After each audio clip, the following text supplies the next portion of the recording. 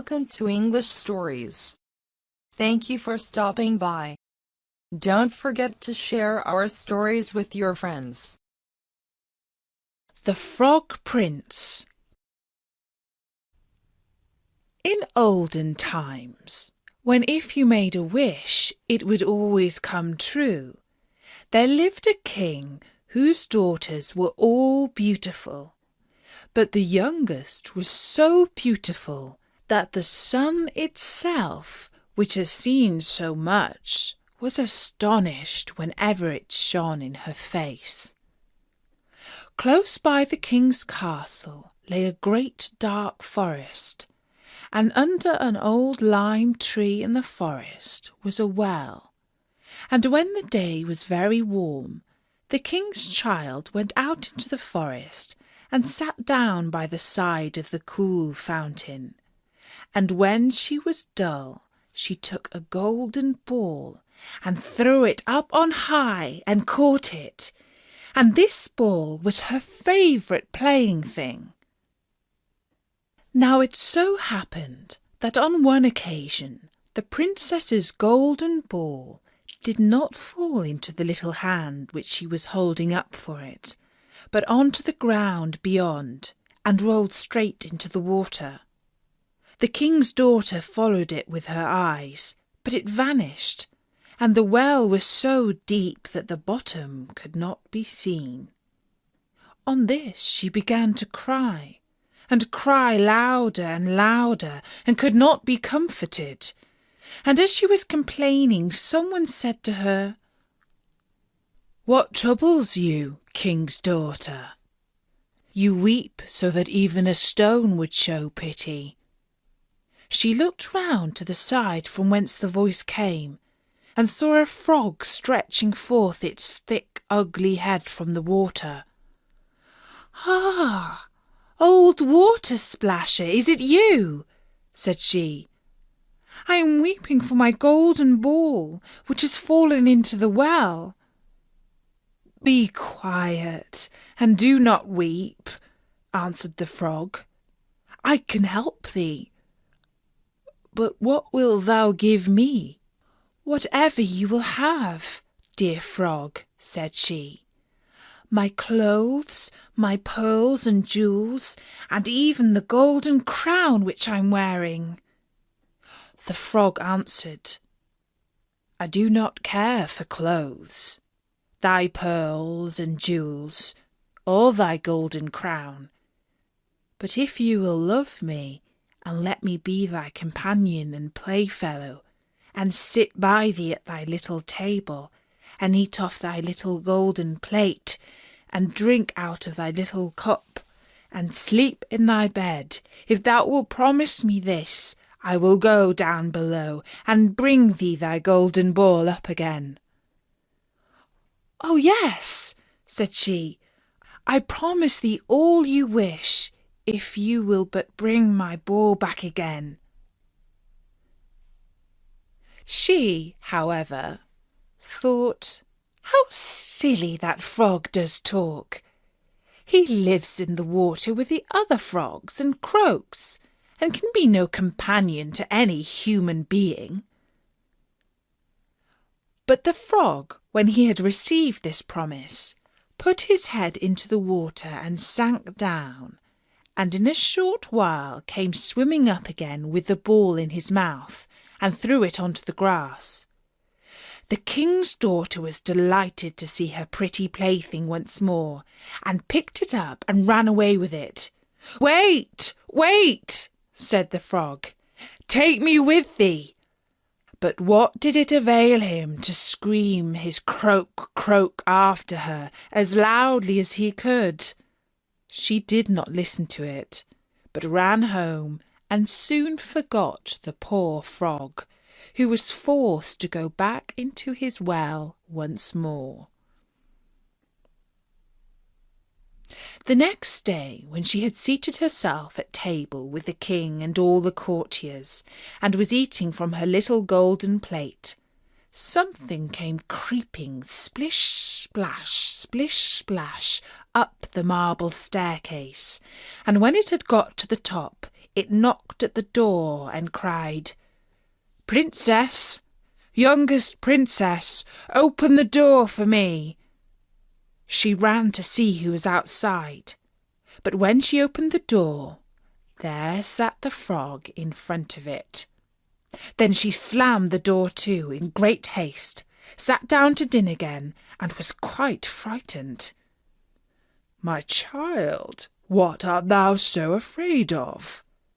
Is there perchance a giant outside who wants to carry thee away?" "Ah, no," replied she. "It is no giant, but a disgusting frog." "What does a frog want with you?" "Ah, dear father, yesterday, as I was in the forest sitting by the well playing, my golden ball fell into the water, and because I cried so, the frog brought it out again for me, and because he so insisted, I promised him he should be my companion, but I never thought he would be able to come out of his water. And now he is outside there, and wants to come into me." In the meantime, it knocked a second time and cried, "Princess, youngest princess, open the door for me. Dost thou not know what thou said to me yesterday by the cool waters of the fountain? Princess, youngest princess, open the door for me." Then said the king, "That which you have promised you must do. Go and let him in." She went and opened the door, and the frog hopped in and followed her, step by step, to her chair. There he sat and cried, "Lift me up beside you." She delayed, until at last the king commanded her to do it. When the frog was once on the chair, he wanted to be on the table, and when he was on the table, he said, "Now push your little golden plate nearer to me, that we may eat together." She did this, but it was easy to see that she did not do it willingly. The frog enjoyed what he ate, but almost every mouthful she took choked her. At length he said, "I have eaten and am satisfied. Now I am tired. Carry me into thy little room and make thy little silken bed ready, and we will both lie down and go to sleep." The king's daughter began to cry, for she was afraid of the cold frog, which she did not like to touch, and which was now to sleep in her pretty, clean little bed. But the king grew angry and said, "He who helped thee when thou wert in trouble ought not afterwards to be despised by thee." So she took hold of the frog with 2 fingers, carried him upstairs, and put him in the corner. But when she was in bed, he crept up to her and said, "I am tired, and want to sleep as well as thou. Lift me up, or I will tell thy father."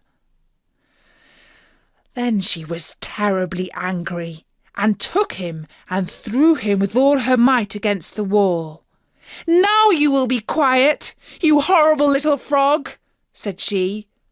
But when he fell down, he was no frog, but a king's son with beautiful kind eyes.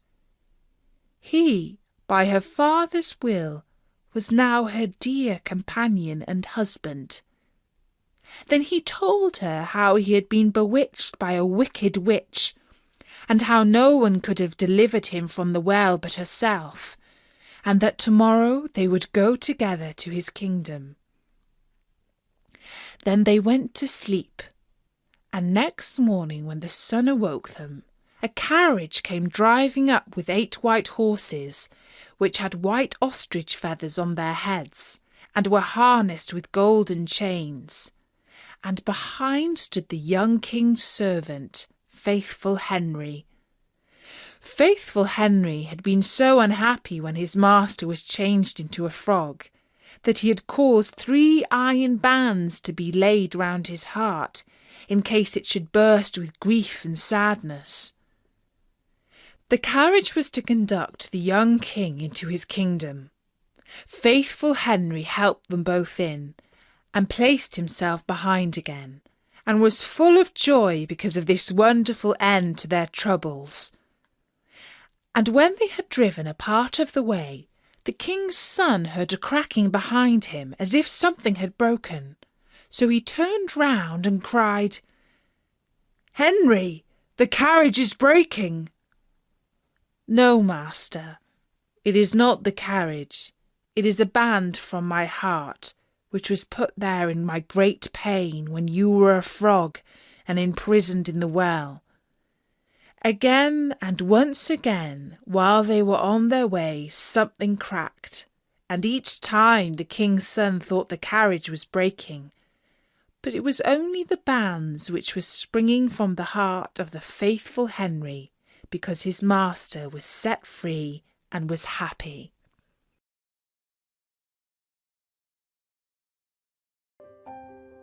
Continue your learning and listen to an English story.